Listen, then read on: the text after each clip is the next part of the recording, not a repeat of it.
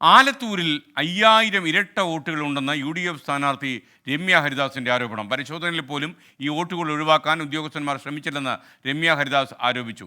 ബോധപൂർവ്വം നിലനിർത്തിയ വോട്ടുകൾക്കെതിരെ പരാതി നൽകുമെന്നും രമ്യ ഹരിദാസ് 24-നോട്. ഇപ്പം ഒരു പഞ്ചായത്തുകളിലാണ് ഏകദേശം 5000-നടുത്ത് ഇരട്ട വോട്ടുകൾ നമ്മുടെ ശ്രദ്ധയിൽപ്പെട്ടിരിക്കുന്നത്. ഇപ്പം അത് പരിശോധിച്ചു വരികയാണ്. ഒരുപക്ഷെ തെരഞ്ഞെടുപ്പിനെ ഭയക്കുന്നതുകൊണ്ട് തെരഞ്ഞെടുപ്പ് അട്ടിമറിക്കാൻ വേണ്ടിയിട്ട് CPM അല്ലെങ്കിൽ LDF അത് മനഃപൂർവ്വം അങ്ങനെ ഒരു ചെയ്യുന്നതാണ് എന്നുള്ളതാണ് ഞങ്ങളെ സംബന്ധിച്ചിടത്തോളം ഞങ്ങൾക്ക് അതിൽ നിന്ന് മനസ്സിലാക്കാൻ സാധിച്ചത്. പരിശോധനയ്ക്ക് വരുന്ന സമയത്ത് ഇരട്ട വോട്ട് ശ്രദ്ധയിൽപ്പെടുത്തിയതാണ്.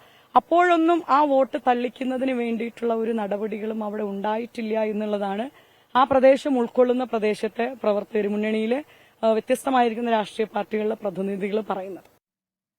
ആലത്തൂരിൽ നിന്ന് ശ്യാംകുമാർ ചേരുന്നു മോർണിംഗ് ഷോയിൽ. Shyamkumar, good morning. രമ്യ ഹരിദാസ് പറയാതെ പറയുന്ന കാര്യങ്ങൾ മറ്റെന്താണ്?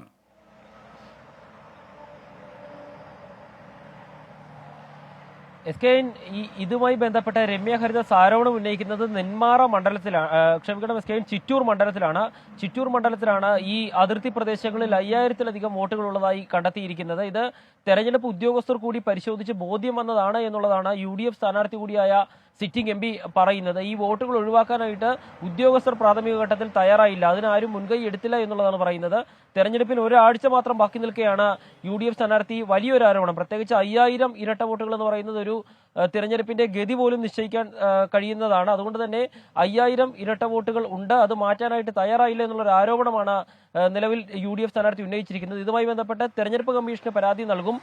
മറ്റു മണ്ഡലങ്ങളിലും ഇതുപോലെ ഇരട്ട വോട്ടുകൾ കണ്ടെത്തിയിട്ടുണ്ട് എന്നുള്ളതാണ് പറയുന്നത്. അങ്ങനെയെങ്കിൽ ഇനിയും വോട്ടുകളുടെ എണ്ണം കൂടുമെന്നും UDF സ്ഥാനാർത്ഥി പറയുന്നുണ്ട്. ഏതായാലും രാഷ്ട്രീയമായ ഒരു ആരോപണം കൂടിയാണ് ഉന്നയിച്ചിരിക്കുന്നത്. അതിൽ ഉദ്യോഗസ്ഥർക്ക് വീഴ്ച വന്നുവെന്നാണ് UDF സ്ഥാനാർത്ഥിയുടെ പരാതി. ആലത്തൂരിൽ നിന്ന് ശ്യാംകുമാറാണ് നമുക്കൊപ്പം.